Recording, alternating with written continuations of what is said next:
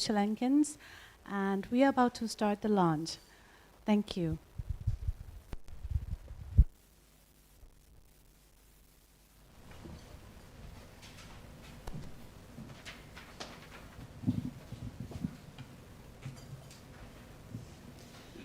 Good morning, everyone, and it's lovely to see colleagues and partners and friends join us for this, which is the launch of our new regional UNDP report on why AI might actually widen inequalities between countries.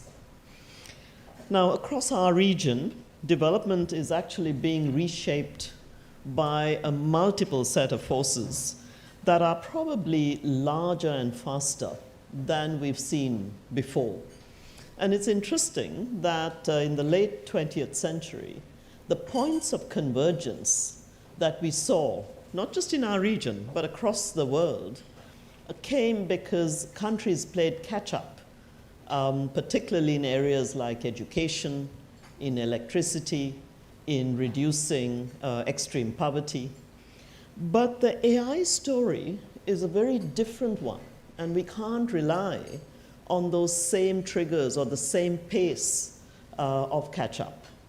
So what you have at the starting point of this race matters even more, and that's something that we will be showing you through the analysis, where countries that have the capabilities, have set up the infrastructure, have the institutional safeguards, are so fast outpacing those who are at a very, very different starting point. And you just have to look at the difference in AI readiness in the index, because in our region, we have countries like Korea, like Singapore, Australia, in a very different space, even a number of the ASEAN countries in a very different space. And then you've got a number of the Pacific Islands, you've got Laos and Timor, you've got Afghanistan, who are lagging in a number of these and come to that starting lineup very fast. So it's almost not the same race, right? You're in very different space to begin with. Now, the issue here then is that what is it that we can do now? Because this is not something, the speed of AI, the way it moves, doesn't give us much time to really say, well, I'll put in place the digital infrastructure we need, the digital skills we need, and certainly the governing structures that we need. It's curious that in a region that produces today, about 1/3 of the global chip supply, has about 70% of the AI patents, that at the same time we have a large number of people, millions, who are at the height of vulnerability given AI. And I would put at the top of that, in countries that have a youth bulge, the fact that it's young people and women who, like most of these big trigger changes, are again the most vulnerable. So the potential is obviously enormous, and we will show you the opportunities there as well. And if you look at it overall, you can see about a 2% bump in economic growth for countries that are already using AI to a optimal capacity. But the key structural barriers where you have large informality that drives labor markets, where you have, in some countries, the lack of rule of law, including mostly now in the digital space, is causing some of the largest illegal activities and illegal economies that we have seen. So it is unfortunate, particularly in a few countries in our region that you are very well familiar with, that this is a growth area that really has to be shut down fast.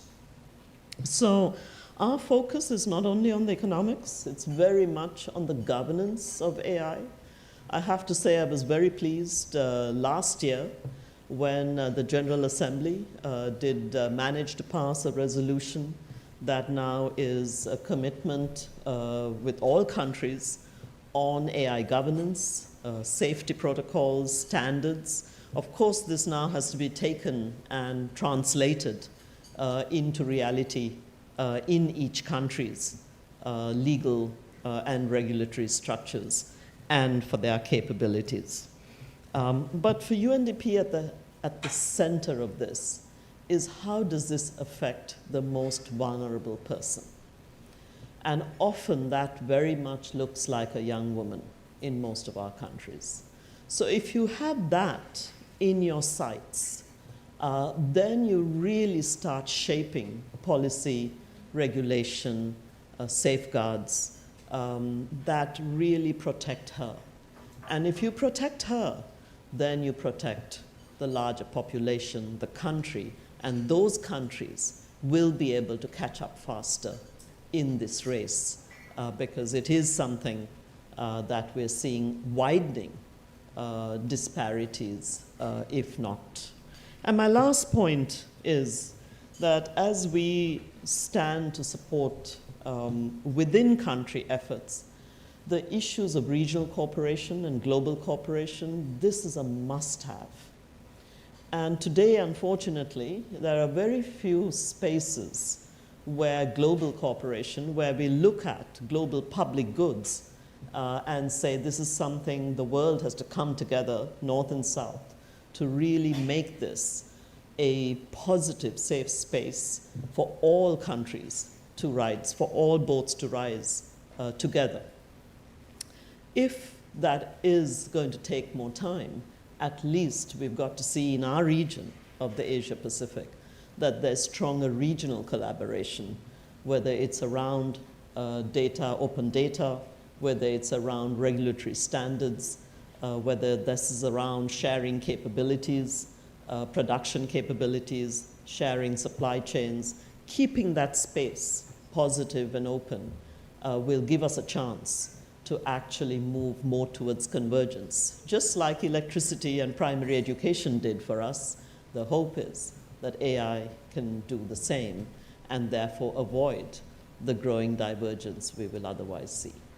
So with those opening remarks, thank you for joining us here today, and let me hand over to Philippe.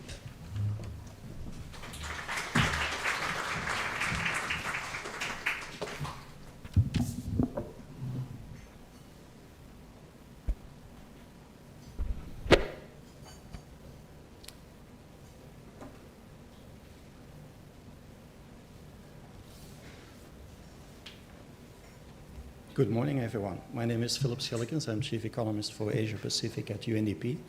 My job here today is to tell you whether AI is going to be making everybody richer or just a few among us. Is AI going to be a great equalizer or a great amplifier of global inequality?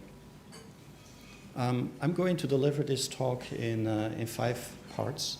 We will share the presentation as well as a presentation that's going to be 2 times larger, so you can get into the granularities. But I'll give you an impression of this report. The first point that we will make is that the global conversation on AI and development really needs a reframe. Second, we will explain what we mean with the Next Great Divergence. We will analyze how AI is currently shaping development, and then we will discuss why the impacts of AI on development are likely to be such that they are uneven across countries. They are amplifiers of inequality. And then the 5th point will be in what ways these conclusions are not an inevitability, but how we can steer AI towards convergence and not divergence. Now, we should start with a little bit of humility, because for 2,500 years we've been getting tech wrong. We've been predicting tech in the wrong ways. It started with Socrates, who worried about writing destroying humanity's memory. He wasn't in favor, he was, that was the ancient Greece, that was the oral traditions. He didn't like the externally written characters, it would destroy your memory. Now it's actually thanks to Plato, who wrote the fears of Socrates down, that we know about it today, paradoxically. The same for Thomas Alva Edison. He predicted that the arrival of motion pictures, of film, would make books completely obsolete, but that also didn't age so well. So just to say that none of us really has a crystal ball and we cannot predict how AI is going to evolve and what its effect on development might be with certainty. So our goal here is to really map out plausible pathways that are somewhere between the hysteria and the hype. Let's start why we think that the global conversation on AI and development today needs reframing, and it needs reframing in 4 different ways. As I said, we need to position ourselves somewhere in the middle, not, hysteria or hype. Some denote AI, and it very well is, as an existential risk. Others think AI will solve humanity's problems. It's in fact also an existential opportunity to tackle other existential risks. That is all true, but we need some more balance and some more evidence, and that's what we're trying to accomplish in this report partially. Secondly, the debate has focused a lot on the monetary dimensions of development, on productivity, on economic growth, and also aggregate labor market effects. We can approach this more holistically and more human-centered, and that's what UNDP also stands for, the human development approach, looking more broadly at agency, freedoms, capabilities, sustainability, human security, structural exclusion, governance, all of these terms. So we will be looking at that more holistically. And thirdly, the debate so far when it comes to inequality has excessively, I would say, focused on inequality between countries as opposed to the inequalities within countries as opposed to the ones between countries. And then finally, we're trying to come up in this report with really differentiated solutions, recognizing that countries are starting at different points, facing different contexts, having different capacities, and are also rolling out AI in different economic structures. So we need to look at the sectors in great detail. One-size-fits-all approach, usually it fits no one. So, and this is where it stops working. Next, please. So, previous one. Yeah, this is the report's framework. We look at AI and we look at how it impacts on people, the economy and governance, and through these channels, what the impact of AI is on countries. And the blue and the red lines depict that we look at these channels in terms of opportunities and challenges, dividends and disruptions. And then we look at the extent to which those dividends and disruptions are accruing in each of these 3 dimensions unequally across countries. That's our approach. We come then up with a policy framework grounded in value-based principles and differentiated according to starting points, time horizons, capacities, and sectors. Next. Previous. Yeah, so this report and this framework was developed in collaboration with a large group of people across the world, and I'm happy that in this era of geopolitical tension, we actually managed to cross those divides and build up a deep partnership with, in the US, MIT, George Washington University, the Growth Dialogue, in Europe, London School of Economics and Max Planck, and then in Asia, 2 Indian think tanks, Apti Institute and Digital Futures Lab, and Tsinghua University and University of Science and Technology in China. And the report today is online. We have a volume 1 and then the volume 2 with all the background papers produced by these institutions.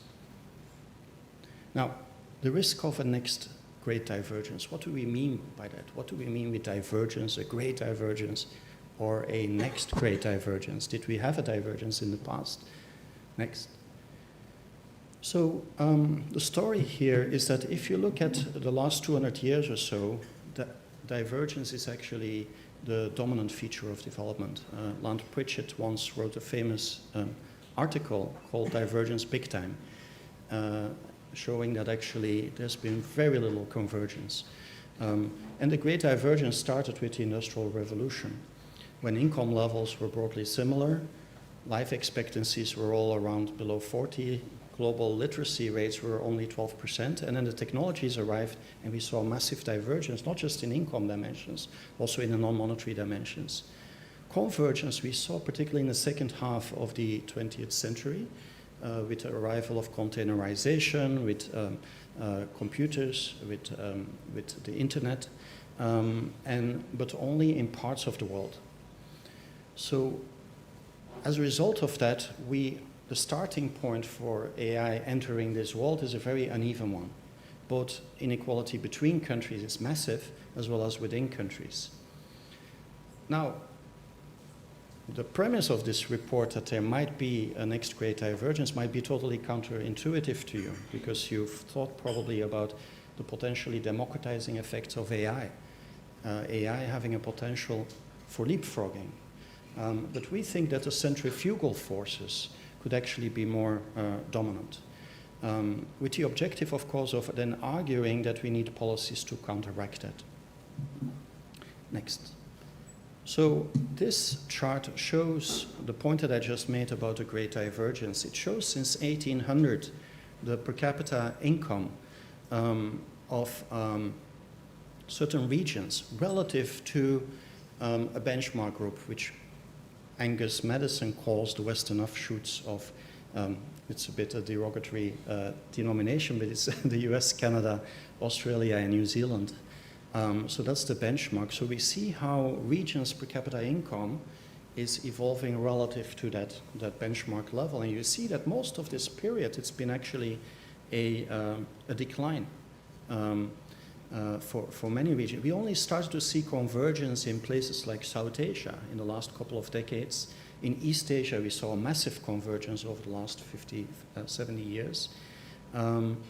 But look at Latin America. Latin America actually over the last 100 years has been stagnating at about 25% of the per capita income of the Western offshoots, which Augusto de la Torre described as 100 years of solitude. And Sub-Saharan Africa has actually continued to decline. So convergence, the great convergence has been only a story for some. Yeah? And divergence is the dominant feature in the world economy. Now, just to say that this story is not only about income. This is life expectancy. Look, what I said before, in 1800, everyone below 40. But then, with new technologies and also improvements in prosperity, following the Industrial Revolution, you saw a marked deviation. So you would have a situation where a Norwegian would live around 70 years, and someone in Afghanistan would only have a life expectancy of about 30. But that then started to converge later in the second half of the 20th century. So again, convergence, divergence in different dimensions. It's been a feature of economic history. Now, AI is entering a deeply unequal world, and actually Asia-Pacific, through this metric, is the most unequal of them all. If you look at the range between the richest country in this region and the poorest country, Singapore and Afghanistan, there's a 200-fold gap. Yeah? But also in other regions, you see huge disparities.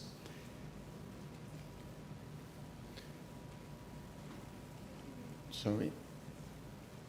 Now, within country disparities are also very significant. This shows you, based on the World Inequality Lab data set, the share of the top 10% on the horizontal axis. And I realize the charts are not that sharp on this projection, so I'll try to explain them better.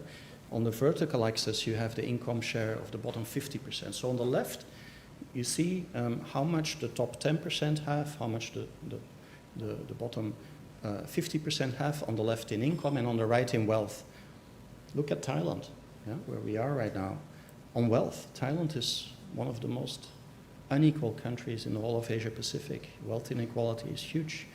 Close to 70% of the wealth in this country is owned by the top 10% of the population. Now, the point here is that as existing gaps between country gaps, within country gaps, combine with the centrifugal forces of AI, this creates the potential of driving nations apart and triggering a next great divergence.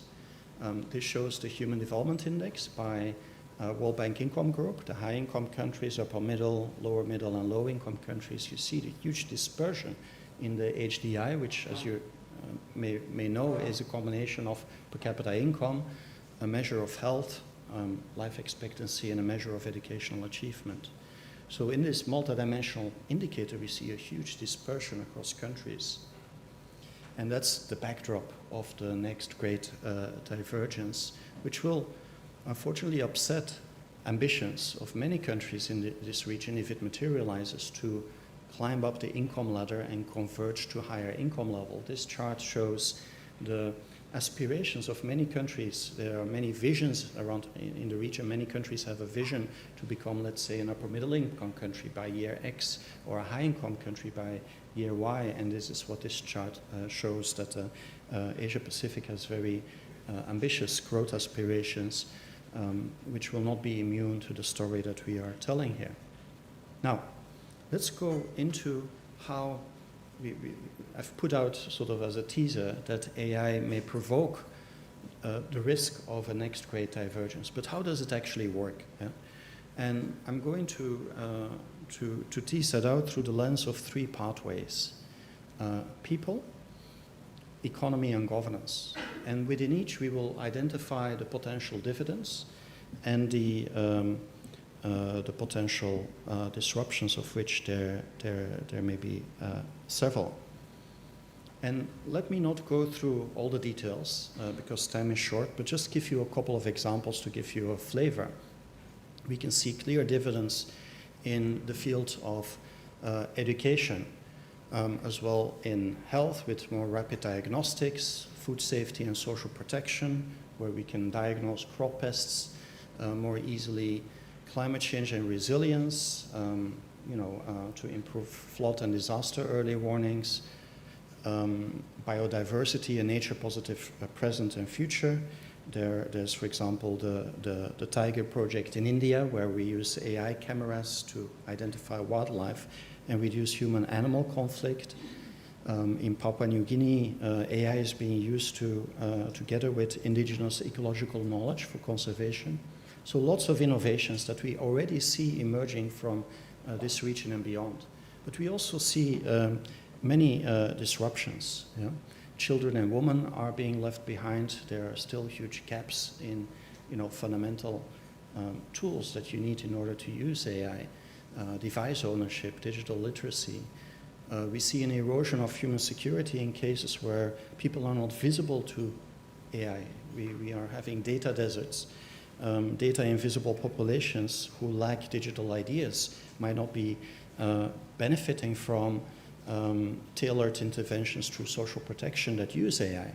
And there are surveillance risks, massive environmental costs, and data extractivism, where indigenous knowledge is often utilized for modeling without consent or benefit. Just to illustrate a few of these points, this shows and it's a little hard to read, shows the share of the population on the left-hand side using a mobile phone, distributed between men and women, men blue, woman, brown. And then on the right-hand side, the share of the population with mobile internet. And you see that there's a huge divide, and actually much of the digital divide is in fact a gender divide. In South Asia, women are far less likely, for example, to own a mobile phone. Another thing is, as AI is entering a world where there's massive human insecurity, job insecurity in this region is very elevated. This chart shows, and this is information from right before the pandemic, and it shows, which kind of makes it less distorted, it shows that close to 75% of the population in all of these countries, except Korea and I believe Australia and New Zealand, we see that 75% consider the risk of a job loss and not finding a good job in place of it is very high. They're very much concerned or a great deal concerned. So this is the numbered bars if you add them up. So it's very significant. We also know that by 2030, we know that data centers are thirsty for water and hungry for power. And by 2030, the water and electricity use from data centers will likely double and triple. Oh, you wanted to take a photo? Let me go back. Yeah. So on the economy side, same story, dividends and disruptions.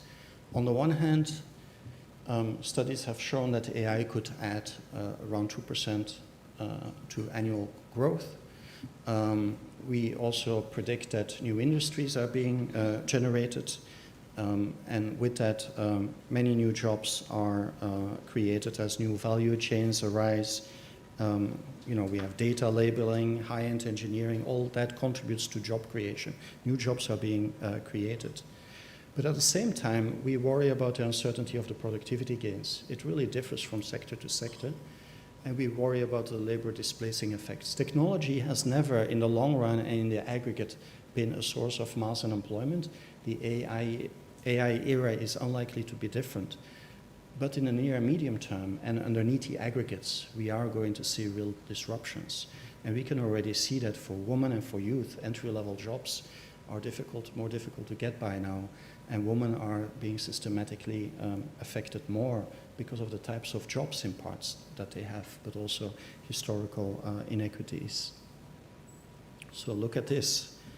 This chart shows basically two things. One is that we don't really know what AI will do to labor productivity growth. And second, if you ask 8 economists for an answer, you will get 12 different answers. So this shows the estimated annual AI-driven productivity gains over a 10-year period. And the range is completely out there. But what we do know is that AI is going to impact the labor market very differently depending on the occupation that you have. Interpreters and translators, for example, are likely to face the highest exposure to AI displacement, while manual roles like roofers will face the least disruption. Now, we also see that AI could be hurting the younger workers in high exposure jobs. We see that in this group of 22 to 25, we see that there's a 5% decline in employment growth. And that is the result of these entry-level jobs being more routine and more vulnerable to the effects of AI displacement. And of course, in this region, we have a massive gig economy, online gig work, where AI is emerging as a partner, but also a rival. I mean, look at India. In India, we have, around 110 million workers in the, in the coding, software development and technology. In Indonesia, the gig economy looks a little bit more different. You have about 10 million workers on the right-hand side in creative and multimedia sectors. Now, same story for governance. So I've gone through people, economy, now governance. AI has enormous potential for, in terms of affecting how governments lead, how they decide, and how they deliver. AI can contribute to leadership that listens more, engages more. Decisions can be based on better information, more evidence. Delivery can become more agile. But at the same time, algorithms can be opaque and lack accountability. Biases can compound exclusion, and there are privacy and security concerns. This shows sort of the potential of AI with respect to state capabilities. And we see that it shows basically the potential benefits of AI use cases across functions of government. And on the horizontal axis, you see on the left all functions of government and public service, design and delivery, civic participation and open government, justice, where you see 100% for greater efficiency, law enforcement, regulatory design and delivery. And you see the effects of AI are split up here by greater efficiency, better decisions, increased accountability, unlocking opportunities. And you can see for justice and justice administration, the efficiency impact can be huge, but there are also large numbers for better decisions. And we see that in this case, 30% of use cases are to improve analysis, basically making bureaucrats smarter. Only 4% right now are creating new opportunities, so we are mostly just trying to fix the old problems faster. Now, we've laid out sort of a multidimensional framework through which AI will impact on development through the lens of people, economy, and governance in a sort of two-handed way. It will generate dividends and disruptions. But why does that mean that inequality between countries can now start rising? Why would the impacts be uneven across countries? The point here is that existing structural gaps are creating disparities in readiness and resilience. Readiness in terms of the ability of countries to take advantage of the benefits of AI, and resilience in terms of the ability of countries to manage the vulnerability to AI disruption better. And that is why AI dividends and disruptions are actually going to materialize in an uneven way across borders and follow the traditional fault lines where more poorly prepared countries and less resilient countries would suffer from smaller benefits and a bigger blow potentially. And unmitigated, this could result in an entrenching of pre-existing conditions, pre-existing historical inequalities. I will not go through this entirely, but the point here is that those centrifugal pressures will not come from a single source. They come from multiple channels. First, the capability gap. Some countries will adopt quickly and capture the gains from AI, but others still have limited connectivity, scarce skills and weak governance, and they will risk missing the upside in all of these three dimensions. And second, the vulnerability gap. AI will disrupt jobs, strain potentially institutions, and amplify risks such as misinformation and cyber attacks. But these shocks will land the hardest where the systems are the least prepared. And that combination of inequality in the extent of adoption and the impact of vulnerability is what could drive the next great divergence. And this chart is like summarizes everything that I just said. This is the AI Readiness, AI Preparedness Index by the IMF, grouped by World Bank income groups, and you see the disparities. Yeah? So you see countries which are represented, the bubbles represent population size, so you see China and India in the middle at the top. High income, the horizontal line is the population weighted average. So you see systematically as you go down the income ladder from high income country to low income country, AI readiness drops dramatically. But you also see huge disparities within each income group. And just to land that a little bit more deeply and look at what's underneath those disparities, look at internet access, for example. Internet access is climbing and has been climbing, but look at, for example, the gap between South Korea at the top and Pakistan. Yeah? So these are some of the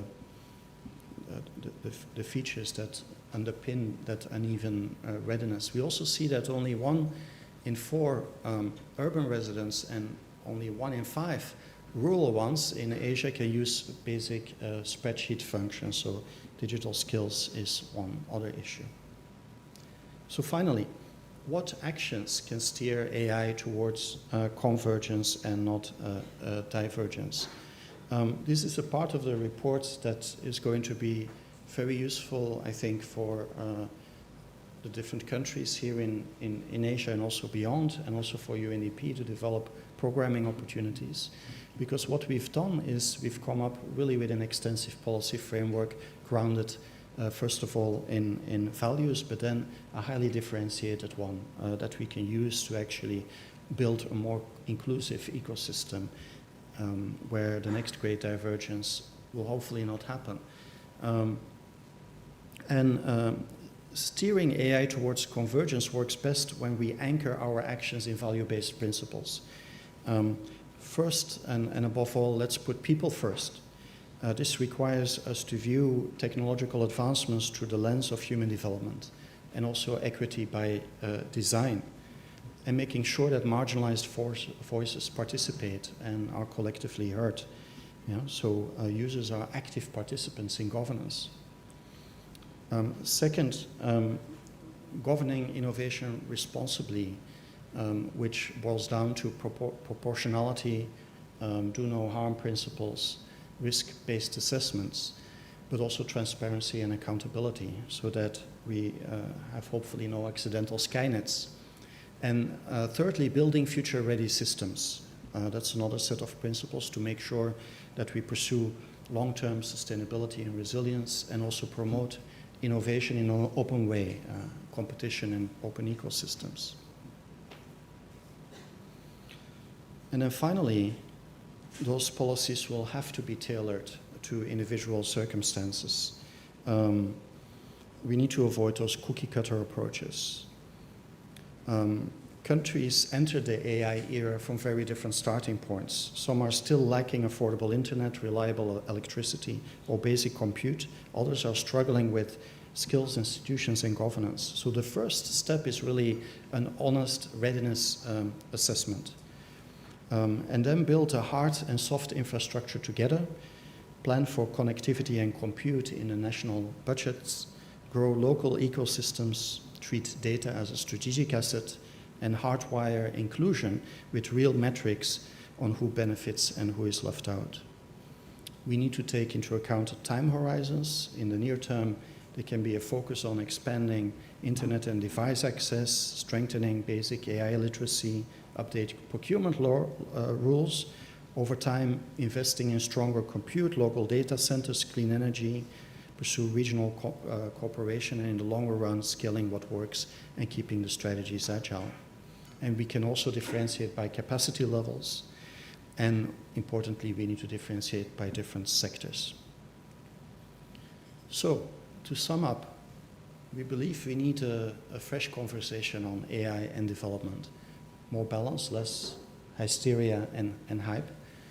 A more holistic conversation, a human development perspective, as we did people, economy, and governance. More focus, not exclusive focus, because within country inequalities are still huge and AI can also amplify them, but more focus on the cross-country dimension and no cookie-cutting solutions. AI is entering a deeply unequal world, and we think, even though there are democratizing forces and leapfrogging opportunities, we think that centrifugal forces may dominate. Because the dividends and the disruptions are accruing in multiple dimensions, where capability and vulnerability gaps actually means that those who are further ahead can actually take advantage of the benefits better and manage the disruptions better, where the opposite is true for those further behind. And then finally, we offer value-based principles along with differentiated action plans. Thank you very much.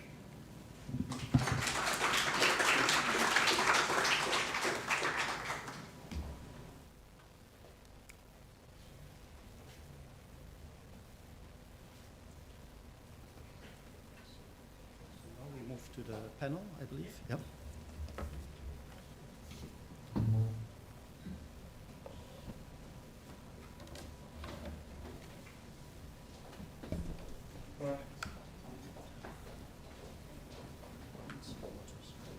I think yes.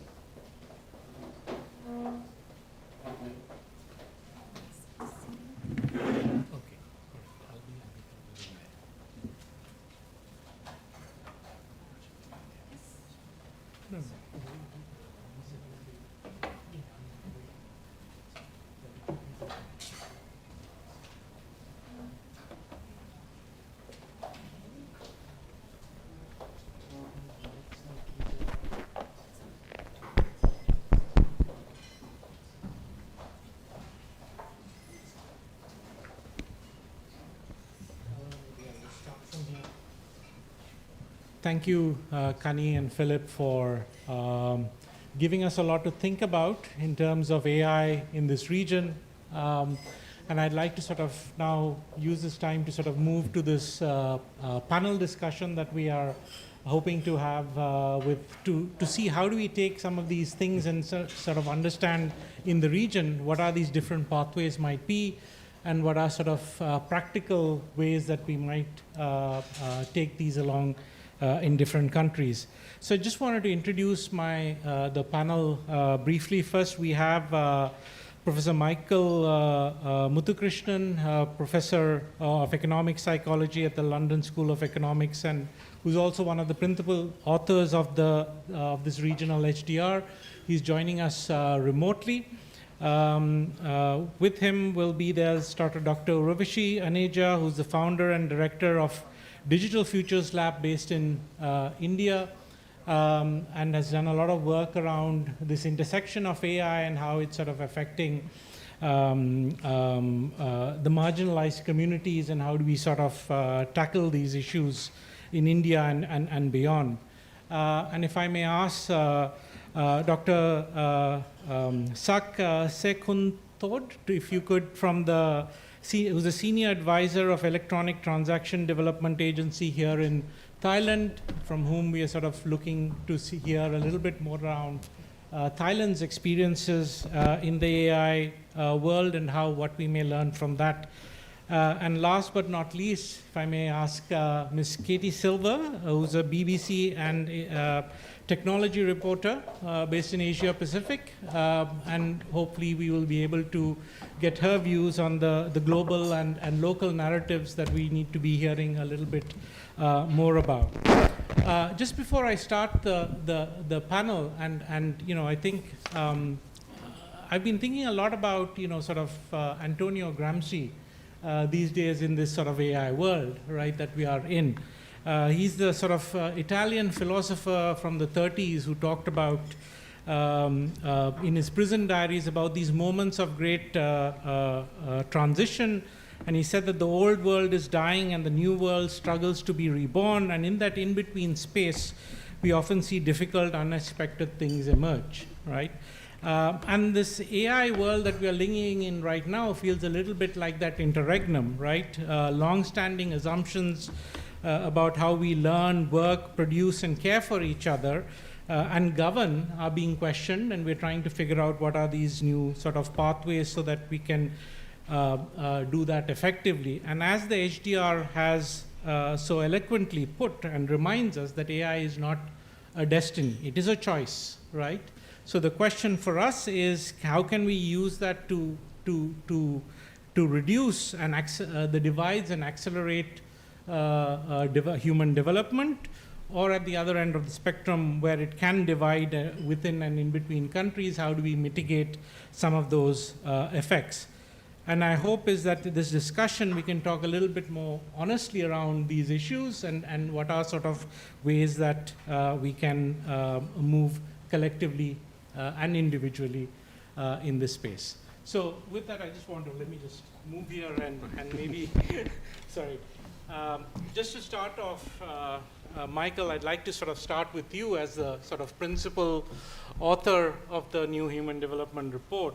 I'm sort of interested to know sort of, from your perspective, what are the structural issues and factors that you're seeing in Asia Pacific that matter the most for determining whether AI will narrow or deepen the divides? Yeah, I think Philip did a fabulous job in summarizing a lot of the things in the report. But if I were to restate some of it, on the one hand, you've got China building foundation models And you've got Singapore already starting to train their future citizens in core competencies for an AI era.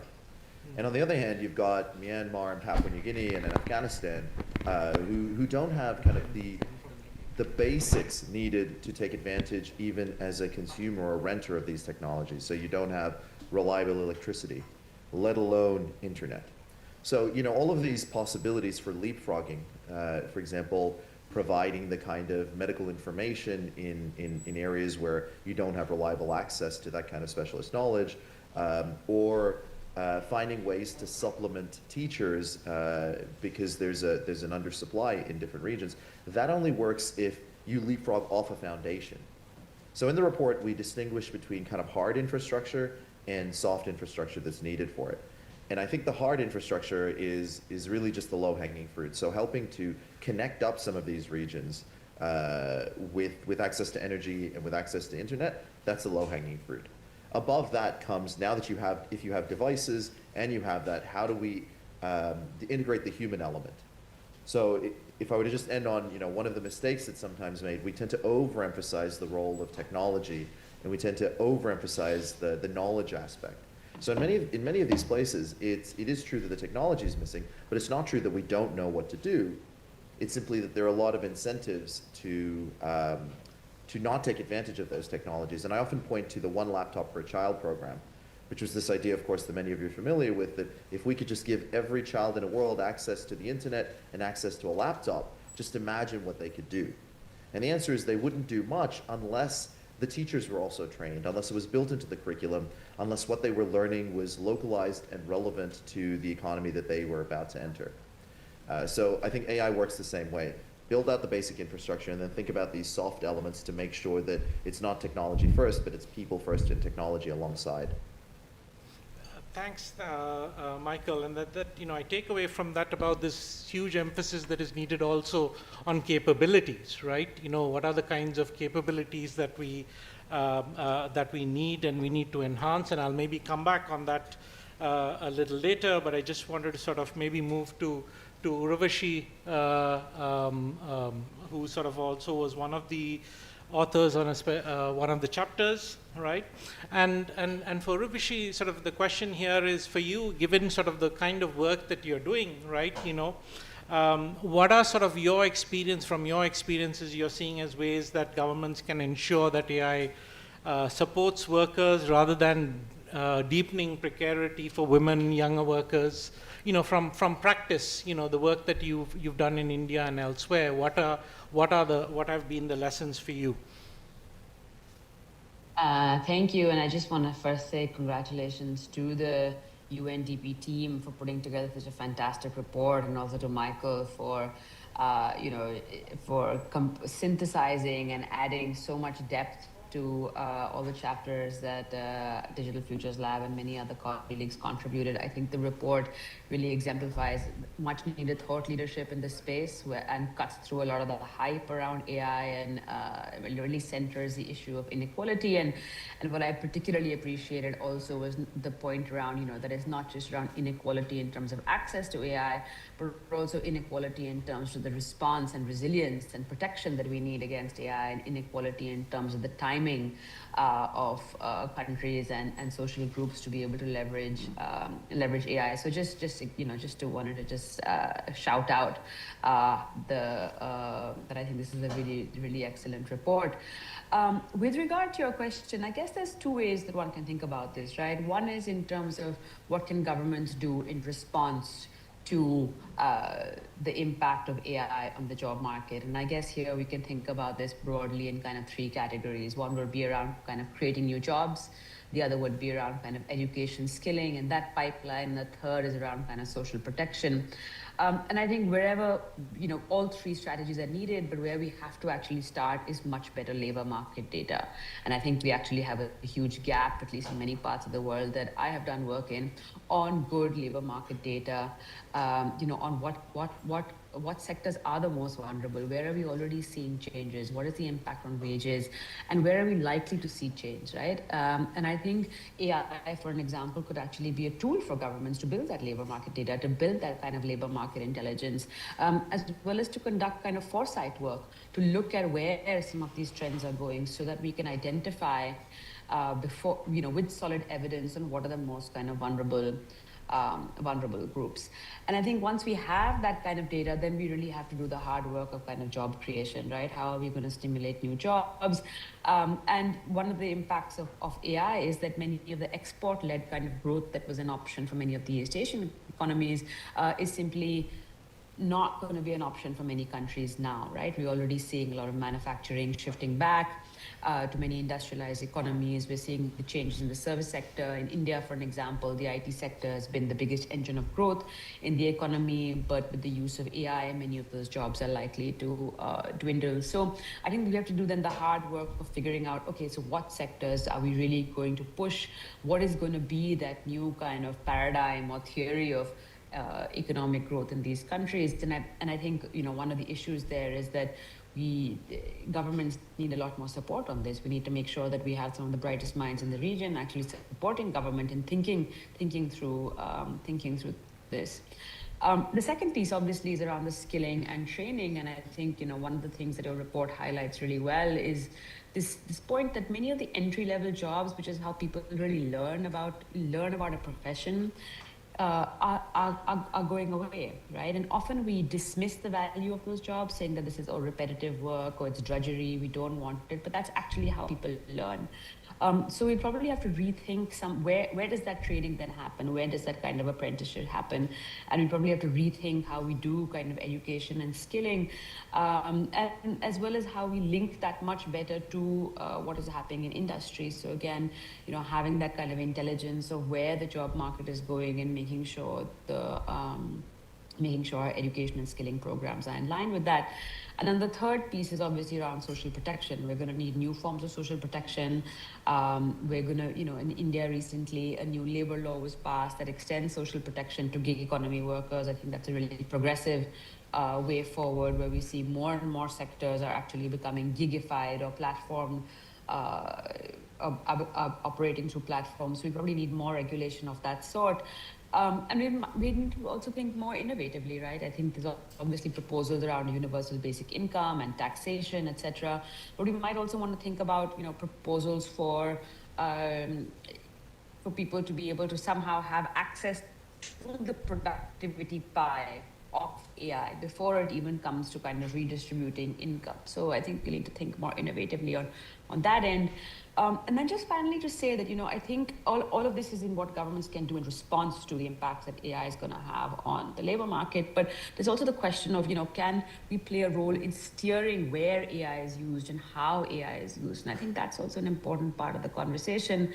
And, I was struck by a recent paper that I read that described a lot of this automation that we see right now as a form of kind of so-so automation, right? And the idea being that, how many of us have interacted with a chatbot when we've called like an airline or something, and it's really the worst experience. You want to speak to an individual, you don't want to speak to a chatbot, right? And so what's happening there is that, companies are shifting, they're displacing workers and they're shifting the burden onto consumers, and the real benefits of this are only companies themselves. So is there a role for us to think about kind of shareholder activism? Is there space to think to kind of pressure VCs about the kind of things that are getting funded, and the kind of funding model that we see, so that, the kind of investments that we see in AI are genuinely creating public value rather than only creating value for a small set of companies. So I think we need to think about this on both ends, both in terms of what governments can do, but in terms of responding, but also what governments can do in terms of steering the market and steering AI innovation towards public interest. Thanks, Urvashi. I think there were two things in there, what you said, which I sort of would want to use as a base to sort of pivot slightly as well and maybe build on top of that. One was, I think, this point around, we've been hearing a lot about AI can do X, AI might do Y, right? But how do we know? How do we know that even if we are starting to leverage AI in different sort of productive ways, how do we know we are doing better or worse, beyond the sort of aggregate measures that we are seeing, whether we are actually reducing inclusion? And your point around, do we need better labor market data to actually understand where the effects are going to happen, and if it is going to happen, where the needs will be. Maybe from there, I just want to sort of maybe move to Katie here, right? We are all here the sort of global narratives around AI, right? And sometimes that, when we in those larger narratives between the East and West, and that we lose out on the nuance, right? What do you think are some of the nuances that you think we are missing right now, given that this report is that is being released in the Asia Pacific? What are the stories that you think still need to be told? Well, huge congratulations on the report as well. I do think, in general, the conversation around AI and inequality isn't really hitting mainstream media. We talk so much about NVIDIA's, is this not on or closer? Sorry about that. We talk so much about NVIDIA's results and GPUs and all those sorts of things, but we don't talk, for example, some of the misconceptions or the narratives that I feel are missing is the conversation around these AI models being built for certain cultures with certain Western biases, Western data, and then being potentially adopted elsewhere in a way that is because businesses and companies and countries are in a scramble to quickly join this AI race. And it does seem, I think, a big part of this is this conversation around, is this an AI race or is it a land grab? And many experts that I'm speaking with say, many companies and countries are saying, oh, this AI model will do for now, and then in 5 years, or as we develop our own, we will be able to replace it. But systems and structures are being embedded. They predict that, for example, once these AI models are then being used, potentially based on, as I say, data or norms that weren't indigenous of the place that is then using these models, they become just structurally embedded and impossible to extrapolate and take out. So I think that's one of the major issues. I think another issue is, as I say, is that big conversation about the chip race and access to chips. And of course, it's hugely important. It's a big player when it comes to geopolitics right now. But the other question too is how important is that bottleneck or the access to chips versus access to a model that is perhaps built on older chips, maybe not as advanced on that side, but is built and inherently part of the culture that is using it. So I think that is one of the other issues as well. On that, there's a quote I just wanted to, AI safety expert Nate Soares said that if your critical systems are run on someone else's models, they are someone else's systems. And it's that issue about governance that was so well articulated and sounds so fascinating from the report. And then the final element, of course, something that is very present in the conversation today is productivity. And the question about productivity on the one hand versus job losses on the other. And I feel like in the global narrative generally, particularly in, I recently left the BBC, was with them for 10 years. The conversation always is how AI is going to drive productivity. I think that level of nuance isn't necessarily coming into media conversation. It's very hard to articulate. There's a lot at play there, and a 3-minute TV hit is hard to get across. But I think that's something that it needs to become a greater part of the conversation. Thank you, Katie. And from here, just sort of to move to you, Dr. Sak. Yep. Just wanted to understand, Thailand is well on its way in some sense of, trying to leverage AI, right? I wanted to hear from you, what do you think, in Thailand's context has been the biggest sort of challenge, and how that is overcoming that challenge in terms of building state capability for responsible AI. Yeah. Okay, thank you very much. Thank you for inviting me and contribute to this, I think, about time report. By the way, my name is Saksekuntot. I'm from the Electronic Transaction Development Agency, or EDDA. In short, we are a regulator for Thailand. We issuing digital law for Thailand. And of course, AI is also what we are trying to come up with a way to govern, for Thailand. Okay.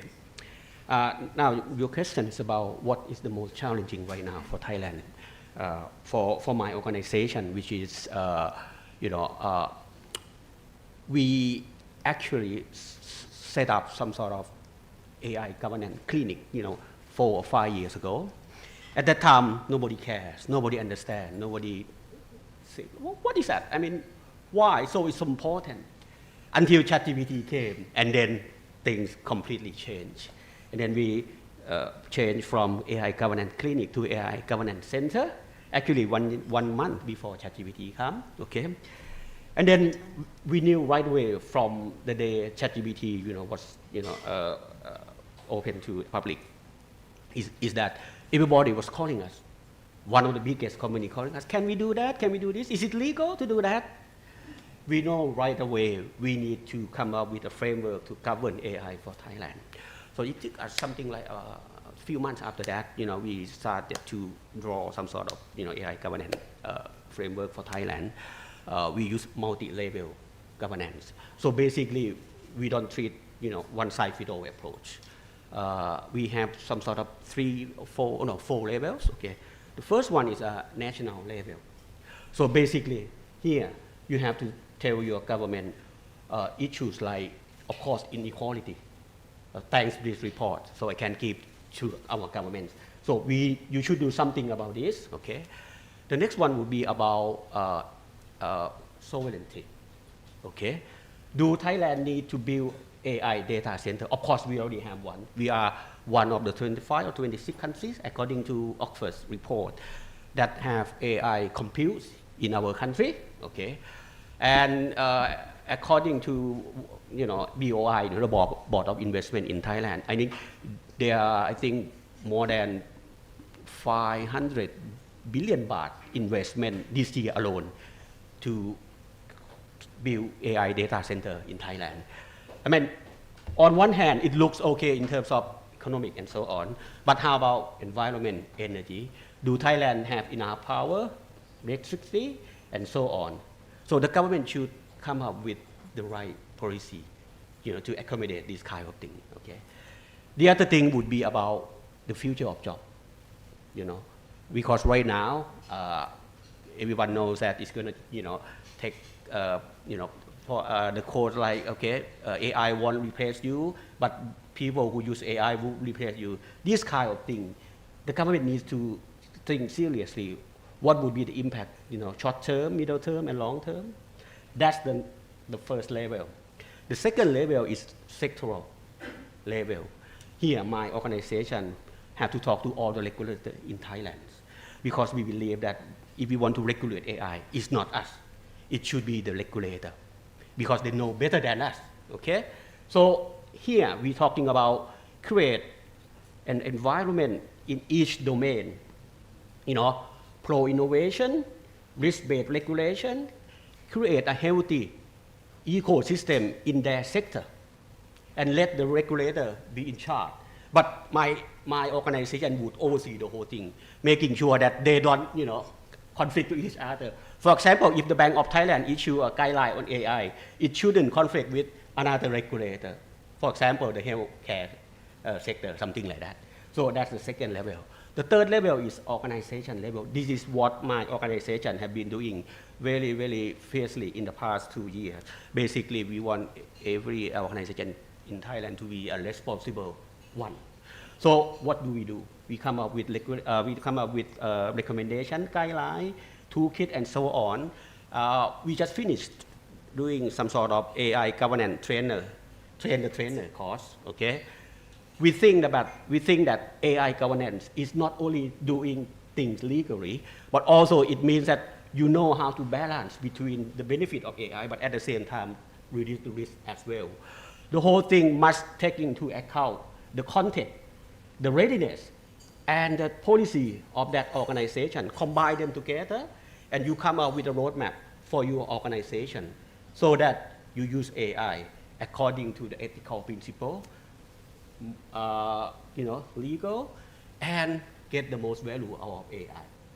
The last level is about individual literacy for the Thai people. We believe that no one size fits all. You're going to have a set of literacy for children, workers, farmers, teachers. Now, your question, I think it's so many things for me to do. How can we scale up this thing? How can we make each regulator to do what I just said to you? How can we make the government understand? Come up with a good national AI project. That's it. There's so many things to do. That's my most challenging right now. Busy. Thank you. That's a lot on your shoulders. I know. But in a way that actually brings the level of challenge that you face, and you talked about those different levels of awareness and literacy that we need. This is not going to happen overnight, right? Exactly. There is no course that you can go to and say, okay, I've done this and now I'm an expert and I know at my own sort of respective level how to handle this. It's a process, and how do you imbue that sense of learning by doing? Little bit of, to use Deng Xiaoping's comment, how do we cross the river by feeling the stones, right? That because a little bit of that is required in terms of our learning. What do you think, how do we create that environment? Well, this year we host an event with UNESCO, which is called the Global Forum on the Ethics of AI in June, I think. And in that event, we proposed to UNESCO we will set up an AI Governance Practice Center. The reason is that we want to recruit all the experts around the world, help in setting up this center so that we can teach government people from developing countries. We don't want to reinvent the wheel. We don't want them to make the wrong decisions. Okay, learning from each other. Really, for example, when I talk about toolkits and recommendation, we actually take some of them from our neighbor country, Singapore. They are, of course, number one in terms of AI. This kind of thing we have to learn from each other. That's why I'm really happy that UNDP issued this report. Because with this report, I can take the whole essence and adjust to the context of Thailand and go to talk to the relevant organization, the government organization, that in order to reduce the inequality from the use of AI for Thailand, what we should do, what should be the first step, next step, and so on, something like that.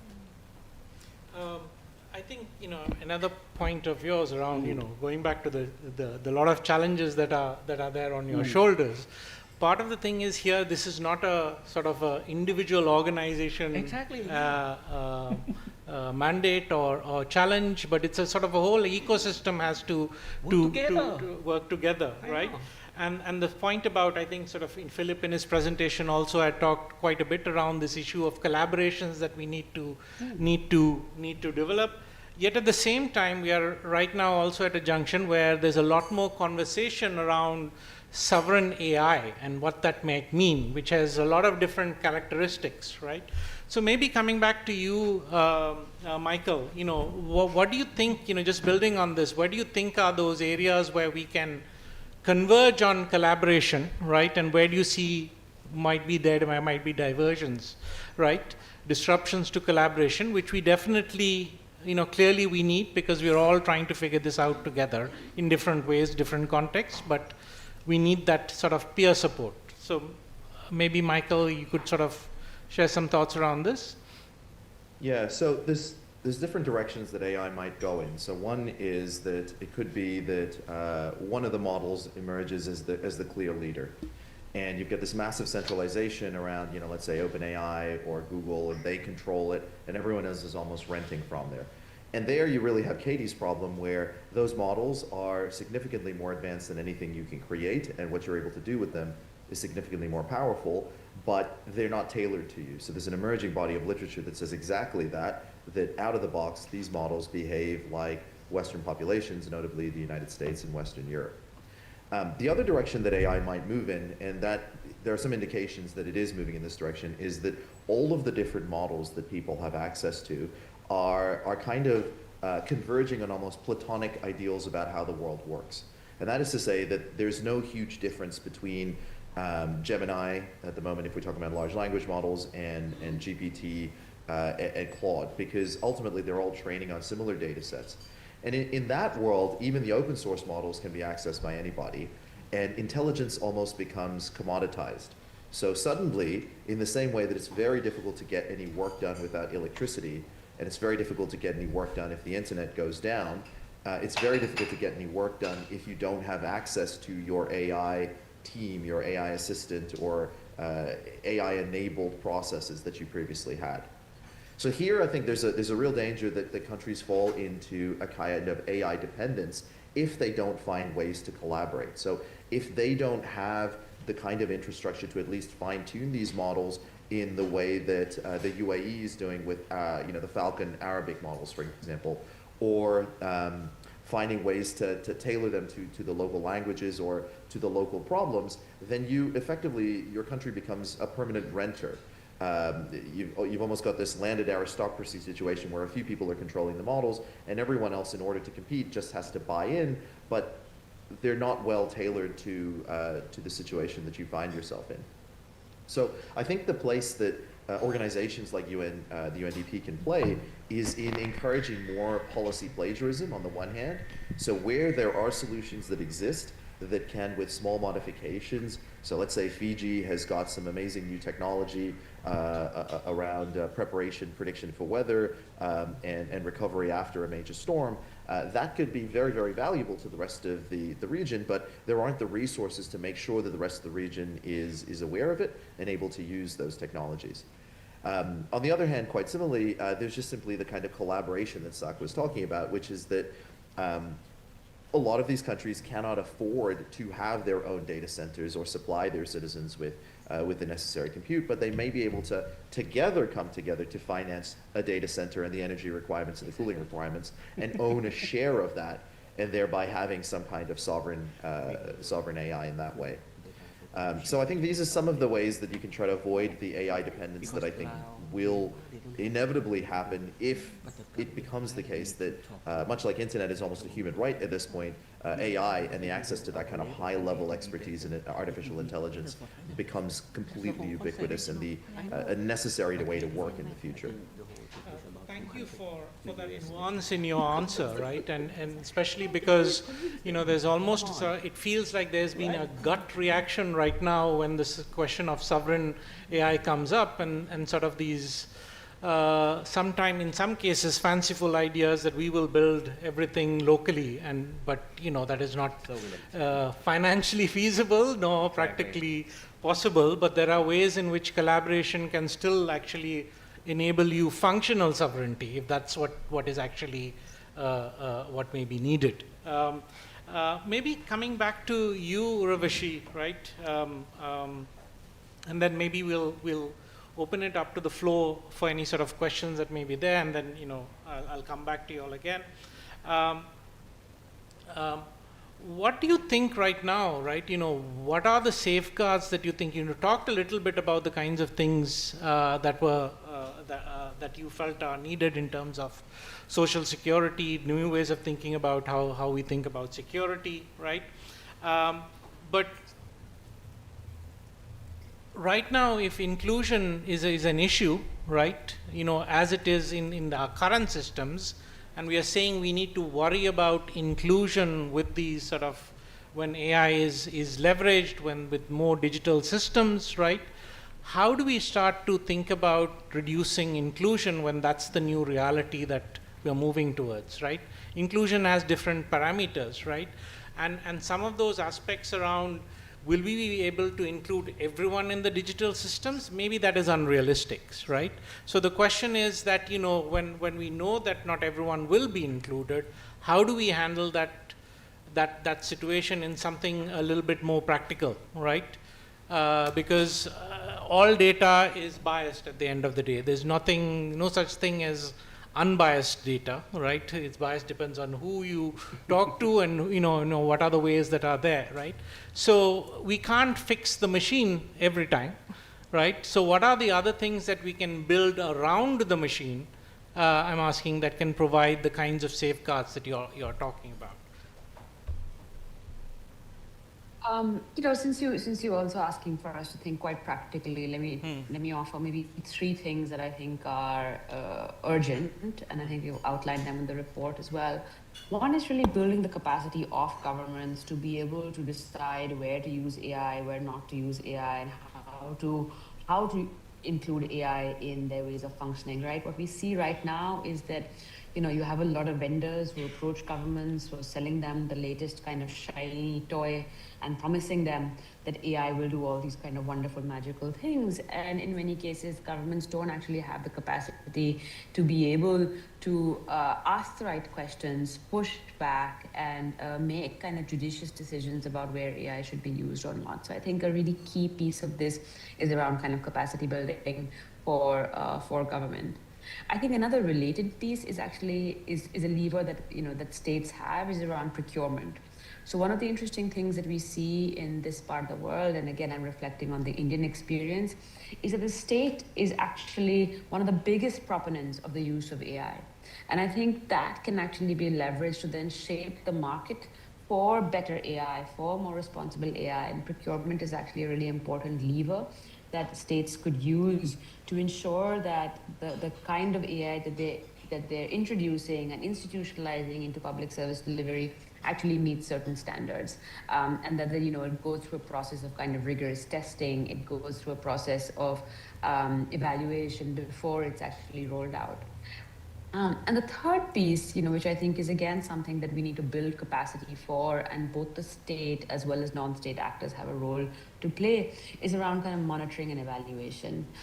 We actually have very poor evidence about the impact of AI. What we have is a lot of anecdotal evidence, including about the impacts in both the inclusion impacts as well as the impacts on inclusion. It's a lot of anecdotal evidence. But now we're at a point where I think we can start building kind of longitudinal evidence about the impact of AI and what are the levers, the human levers, the institutional levers that Michael talked about initially that actually are required to leverage the technology in a responsible way, in an effective way, and where it doesn't work. So I think, this constant kind of monitoring and evaluation is really key, especially now as we enter an era of generative AI, where there's only so much that is being controlled upstream, and a lot of it depends on also how users interact with these models. So if I was to think in really practical terms, I would think these three are kind of paramount: capacity building, thinking about procurement of AI in the public sector, and setting up monitoring and evaluation abilities and mechanisms. Thanks, Urvashi. And on that sort of, I want to sort of, I know we have limited time, so maybe just to open it up also to people here and also those joining online, I think, if there's someone who can, if there's anyone, or questions from online or here in person. Yeah. Emma, do we have a mic by any chance? You have to, correct, yeah, there's a mic set up, yeah.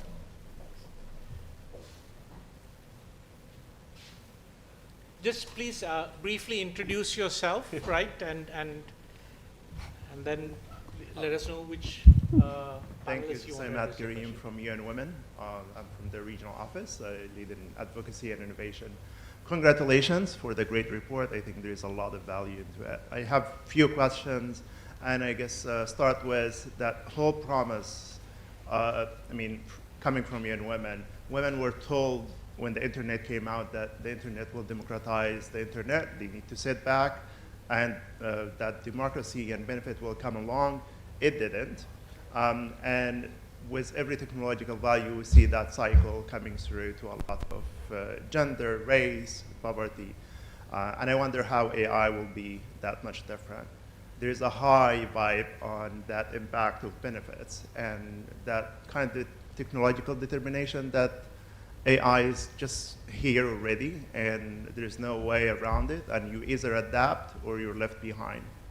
And I wonder if there are other shapes or other solutions other than those two extreme solutions for countries. Just another one is that that dramatic difference between those who shape AI and those who are impacted by it kind of avoid the power dynamics, and where we see only few players who are shaping and then the rest who are impacted by it. And I wonder if there is any more narrative to this power politically economic divergence of are those countries in Asia Pacific have actually other options? And finally, how those benefits, impact of AI on government have been measured? And I think it's being oversold for a lot of companies, and we haven't seen consistent result of the return of investment for companies who adopted AI. How can we make sure that this highly hyped, oversold AI benefits for governments are actually true? And is it going to happen now? Is it going to happen in 5 years or in 10 years? Thank you. Thanks. I was hoping we'd take a group of questions and then we can come to that, though there are 3 questions in what you asked as well. So maybe we'll just start with sort of your, yeah.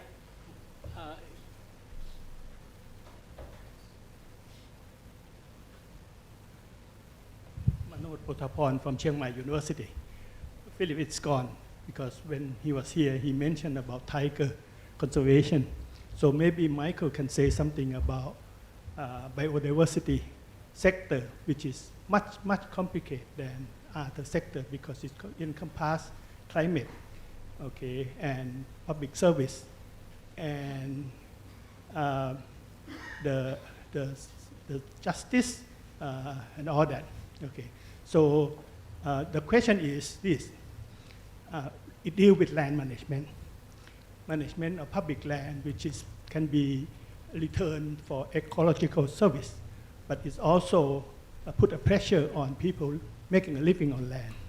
Okay, and because it encompasses so many sectors, and in the synopsis that you put out, it doesn't say much about this, and I expect it will be elaborated a lot more in the full report. But can you give a sense of the lesson learned from India? Okay, will it be applicable for any other country if you were to be able to extend further from what Philip have mentioned? Thank you very much. Michael, did you sort of get that question? Somewhat. I mean, I will say that I have no special expertise on AI and biodiversity, and so I had to lean very heavily on one of the background papers that dealt with it. And so what I'm saying is my poor reflection on what was a very good paper. And that's simply to say that AI has implications for all kinds of environmental concerns, simply because of the energy requirements and to some degree the cooling and water requirements. But on the other hand, you can deploy artificial intelligence and data in any way that you choose, right? So it's very difficult to monitor biodiversity and act on the vast amounts of data, even if you were collecting them. If a government were to prioritize biodiversity as one of the things that it cared quite deeply about, AI could live in service of that. So parsing through vast amounts of data and then quickly closing the loop between the dangers posed by anything from poaching to climate to cycles in carbon or water or going out of sync, where an intervention is required, AI can help close that. The closest analogy that I'm a little bit more familiar with is disaster recovery. So we're seeing a lot of the use of AI in both predicting, preparing, and then recovering from large climate-based disasters, particularly in the South Pacific. So some very exciting projects going on there. So there, I think, is simply because the government recognizes the price that those natural disasters play in these regions, and so has prioritized commitments to helping these regions prepare. Same thing could be done for biodiversity, but it's a matter of choice, and I think that's the big emphasis of this report. Sorry, to link to the previous question as well, like left to its own devices, the things that we see, the divergence we see for women, underrepresented both in the creation of these technologies and in terms of access, both in capacity and just simply being on the internet, those get amplified unless we make a choice to create the necessary requirements for everyone to participate in the AI era. Thanks, Michael. I think this for reminding us that this is partly a choice too, right? And we do have some elements of control in how we decide to shape, even if we are facing headwinds of different kinds as we sort of navigate our journeys. The other part of this thing, which is sort of Ahmad's question, which is that those who shape AI and those who are impacted by AI are sometimes different groups. So are there alternative narratives that may be existing, that may be sort of we are missing on? Where can we find those alternative narratives, right? Maybe I'd like to sort of ask you, Michael, to briefly touch upon it, and maybe then I'll move to sort of Katie, and if you could sort of also reflect on this a little bit. Yeah.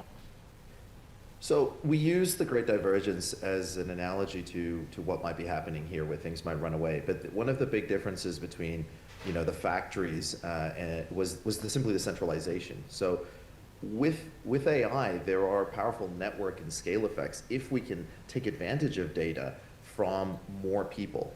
And there are also this kind of distributed effect where people can use these technologies in very interesting ways for their specific problems. So it's almost like it's a general purpose technology in that sense. So in the same way that if you give electricity to farmers, they're going to do something quite different with it than if you give electricity to hospitals or to factories. They're going to do something quite different. So in the same way, if we can have more people participate in AI, it's better for the country. So there was a little bit of tension in writing this report because we really were focusing on the between country inequality. But as a result, we couldn't ignore the within country inequality because some of the biggest gains that some of the countries that are lagging behind could have is if they were simply to bring more of their population on board, both by providing them with the technological and infrastructure and data protection to participate, but also once they have that, to understand that there are trade-offs. So there are costs that are born if you are, for example, giving children access to AI. There are concerns around parasocial relationships. There's concerns around data protection. It's essential that governments deal with these, but it's also essential that they recognize that there's a massive trade-off. There's a massive opportunity provided by giving children access to technologies that are highly tailored to them and highly tailored to the cultural context to help deal with the chronic lack of training for teachers or access to knowledge. In one of the contexts I work in, you've got textbooks shared 3 to 4 kids, classrooms over 100. This is common in many of the regions that are lagging behind. So just to emphasize a little bit more strongly, you've got these little pilots. There needs to be government intervention to ensure those pilots actually scale upward, because by bringing more people on board, unlike with some of the other previous technologies, it actually just amplifies the whole thing because you're bringing more data to the table. Yeah. Sure. So as I see, part of this as well is the issue of incentivization, and where, particularly when it comes to these big Silicon Valley companies, where the incentive is to bring more people to the table. We were just talking about regional collaboration and how, for example, Thailand here is a big player. Saying sorry to steal your words, but bringing neighbours into that, and how you incentivize that.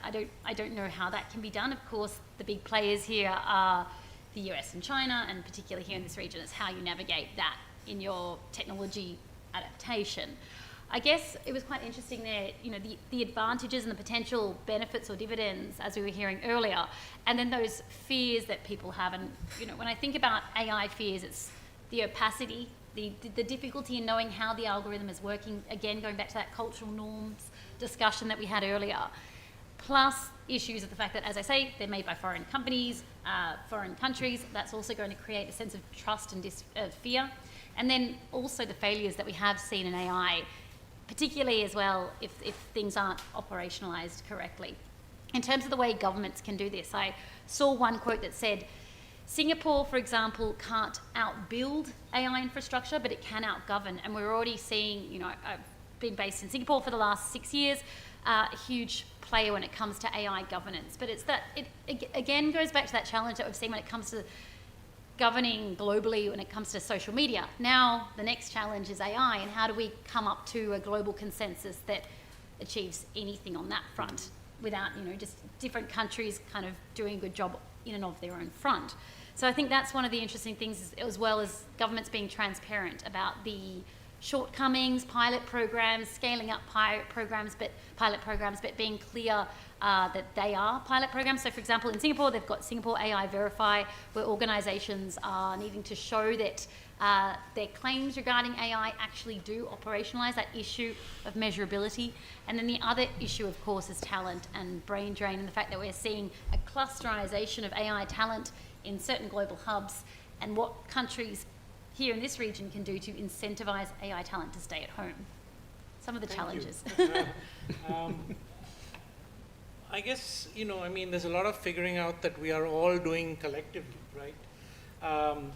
The Human Development Report has presented a good analysis of the sort of the signals that we are getting it. How do we interpret that? How do we chart a path that we may have to tailor along as we go? Because the old paradigm that we will have a policy, and now the job is, okay, just implementation is no longer the case, right? We need to have goalposts that we reach for and slightly shift those paths as we sort of move along. But I think, I'm conscious of time as well, and I want to sort of give everyone a chance to sort of have a closing comment. But I'm going to sort of put a little challenge there for each of you all, right? Going back to sort of Kani's comments, keynote comments that set off this this event, in this time of like us figuring out what, how do we sort of reduce these inequalities that are there, maybe what we need to do is just think about a woman, right? And what are the sort of difficulties that she may face in this sort of AI world, and if we can figure that out, some of those other things can be figured out, and they will all sort of maybe fall in place. So I'm asking each of you to imagine that scenario, right? That we are trying to make sure, how do we have a woman be, in this AI space, right? Has the opportunities that she needs, right? Reduction of inequalities. What are 3 things or 2 things that you think that can enable that to happen, right?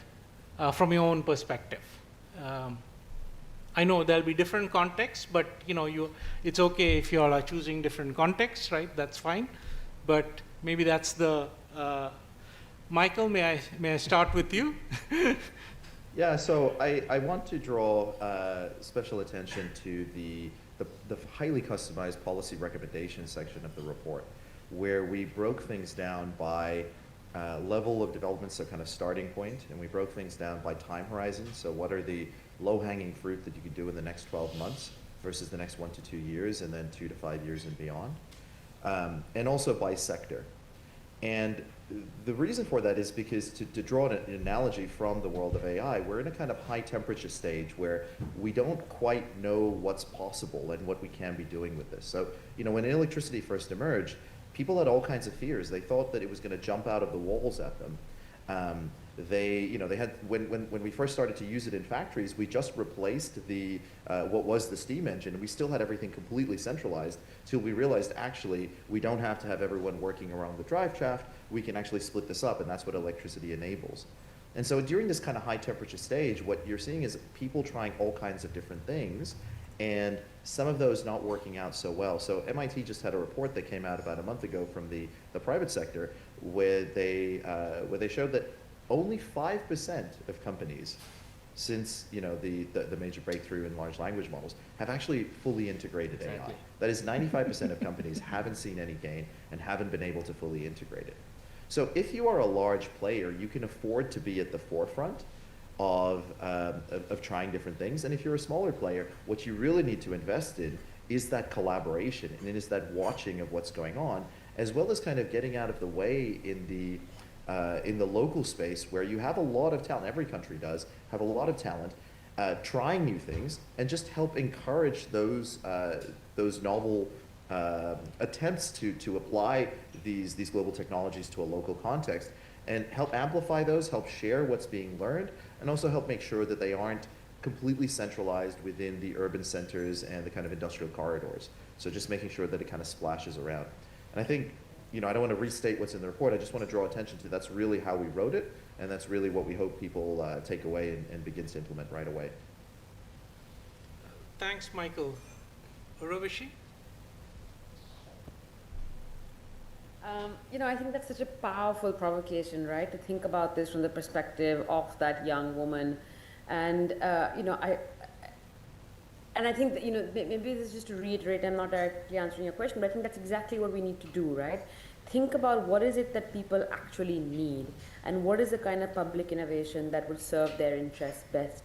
And to do that, we need to ensure that those people actually have some kind of say in the direction of innovation, that we're actually listening to those people, that we're doing kind of more bottom-up participatory processes of technology design, which is not what we see happening right now. And I'd maybe as a provocation, I'd like to say that a lot of AI, the way that AI is currently developed, where you start from large kind of collections of data, and you have very complex technology, very complex systems, may not even be the public innovation that we need, right? People might actually need simpler innovation that is closer to them, that they have more agency and control over.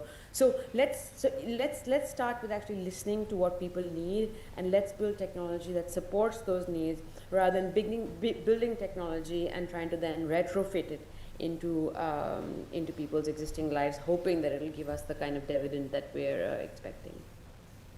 Thank you, Urvashi. Katie, maybe? The only idea I had was making AI available more offline, just I guess based on that video around mobile phones and how so many women don't have access to the internet on a day-to-day basis. Having that be something that would be could make a bigger difference in their everyday lives. That's my tiny little tidbit.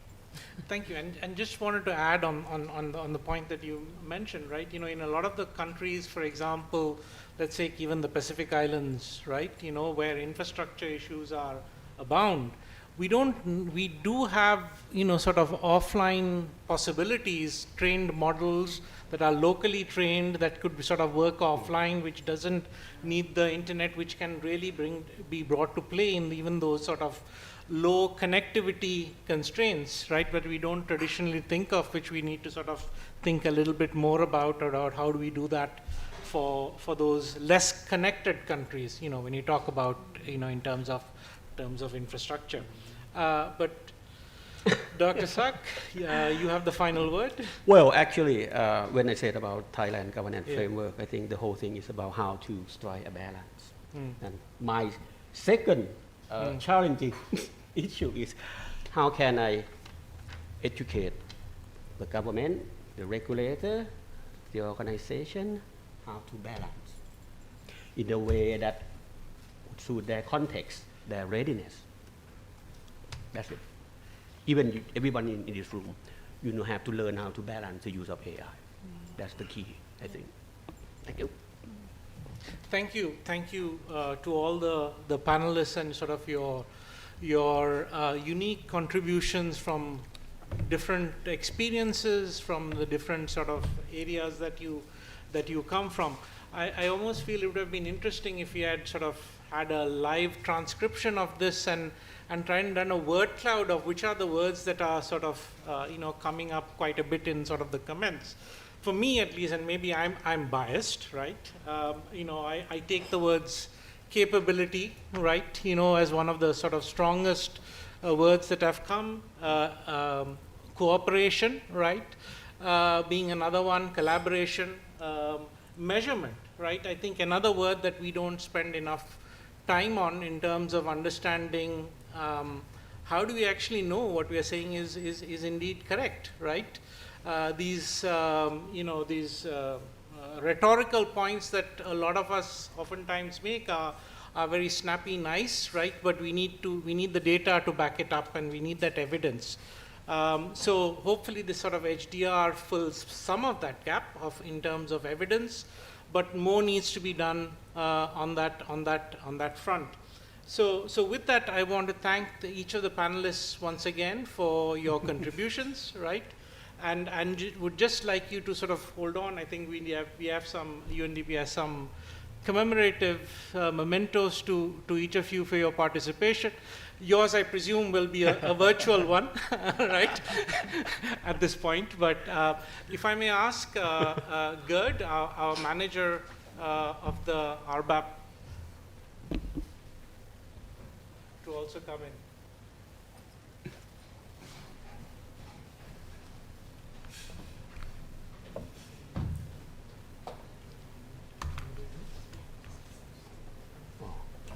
right. Yeah, need 4 days. Technology may change, but local traditions don't. Hence, for our in-person colleagues here, and maybe via DHL for our colleagues online, but I can't promise that, a little gift with our appreciation for joining us today. Thank you so much. Thank you very much. Thank you. Thank you, everybody, for joining. There'll be some food and refreshments for everybody. Thank you.